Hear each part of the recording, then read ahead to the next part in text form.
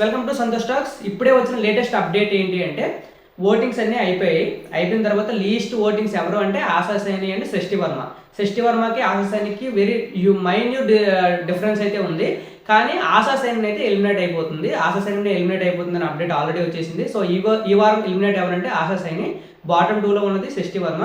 So వీళ్ళిద్దరిలో ఆశా సైని గారిని ఎందుకు ఎలిమినేట్ చేస్తారంటే తను లాంగ్వేజ్ ఇష్యూస్ ఉన్నాయి, ఏదైనా పాయింట్ పెట్టలేకపోతుంది, తనే ఉండడానికి చాలా ఇరిటేటింగ్గా ఇబ్బంది అవుతుంది. సంజనా గారితో ఆ ఫ్రీడ్ బర్డ్ అనే వర్డ్ తీసుకోలేక ఇప్పటికీ దాని నుండి బయటికి రాలేకపోతున్నారు. సో ఈ విధంగా ఆశా సైని అయితే ఈ వారం ఎలిమినేట్ అయిపోయింది. అంతేకాకుండా ఈ రోజు ఎపిసోడ్లో అయితే సాటర్డే నాగార్జున గారు అయితే మనీష్కి అండ్ హరీష్కి మామూలు కోటింగ్ అయితే ఇవ్వలేదు. సంజనా గారికి అటు ఇటు అంటే తిట్టినట్టు అయితే తిట్టారు, ఇంకా ప్రోత్సహించారు అలాంటి కంటెంట్ ఇచ్చేటట్టు, అంటే డైరెక్ట్గా కాదు ఇండైరెక్ట్గా ప్రోత్సహించారు సంజనా గారిని. కానీ మనీష్కి హరీష్కి మాత్రం మామూలు కోటింగ్ అయితే లేదు. అంతేకాకుండా వీడియోస్ ప్లే చేసి కొన్ని క్లారిఫై చేశారు. అవి ఏంటి అంటే నామినేషన్ టాస్క్లో రీతు చౌదరి పడిపోయినప్పుడు తనుజాది అందరూ తప్పు అన్నారు కదా, సో ఆ వీడియో అయితే ప్లే చేస్తారు, ఎవరి తప్పు ఎవరిది రైట్ అనేది.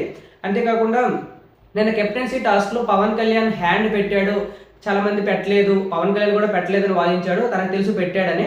సో అది కూడా ఒకసారి వీడియో ప్లే చేసి క్లారిఫై చేస్తారు.